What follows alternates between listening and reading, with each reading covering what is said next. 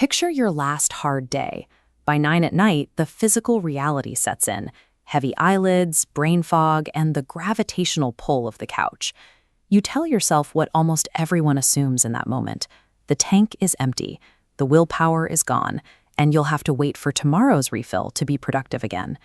This assumes the limit is purely biological, but consider the possibility that the sensation of an empty tank measures your beliefs about effort rather than your actual capacity to continue.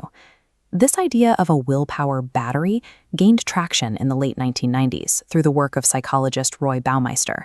He placed participants in a room filled with the scent of fresh chocolate chip cookies.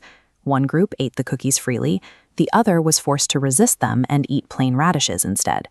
Afterward, both groups attempted a puzzle that was designed to be impossible to solve. The results were stark. The cookie eaters worked at the puzzle for 19 minutes before giving up. Those who had spent their energy resisting the cookies quit after only 8. This experiment formed the basis for ego depletion, the theory that self-control draws from a single, finite reserve that empties with use. This model provides a convenient biological explanation for why we snap at people after work or abandon our diets by evening. It frames our failures as a physical exhaustion of resources, which masks a deeper psychological mechanism. If willpower were a universal biological fuel, it should deplete at the same rate for everyone. A team at Stanford University investigated why some individuals seemed immune to this crash. Carol Dweck and her colleagues found that people hold two invisible theories about effort.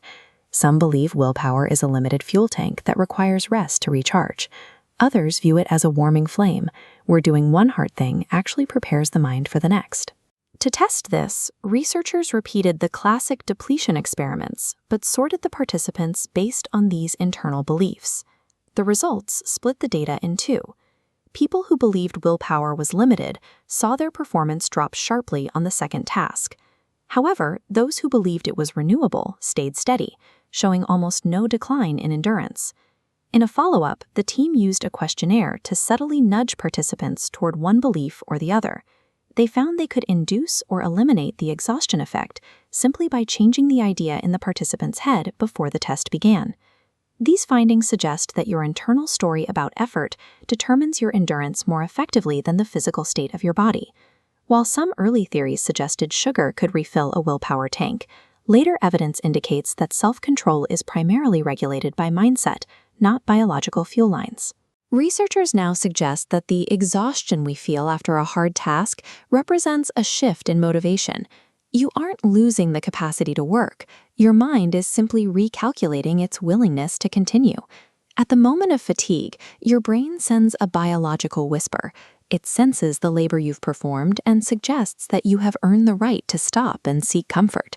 To someone with a limited belief, this whisper feels like a medical fact that must be obeyed. To those who view willpower as renewable, that same sensation is treated as a suggestion, one that can be acknowledged and then declined. The feeling of an empty tank is an internal negotiation. It's an invitation to stop, but it isn't a signal that stopping is your only option. Consider two people, Marcus and Dan, ending the same grueling Tuesday. Both are physically wrung out, feeling the same heaviness behind the eyes. Marcus views his fatigue through the story of depletion.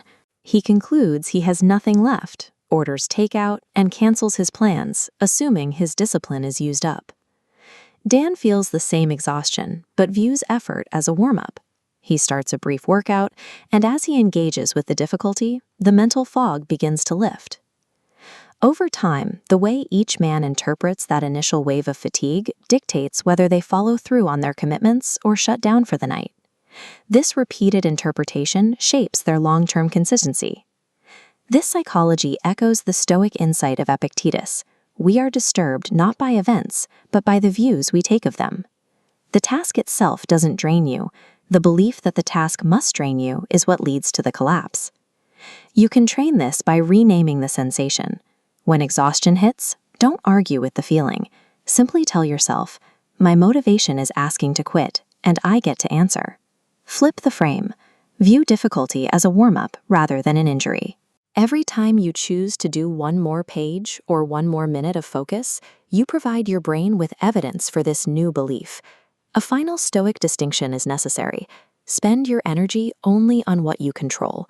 Worrying about uncontrollable outcomes is a void that genuinely exhausts you because that effort produces no return. Discipline behaves as a daily verdict you choose, rather than a biological resource you must ration. You are the one holding the pen. When the whisper arrives to tell you you're out, you decide which story to believe.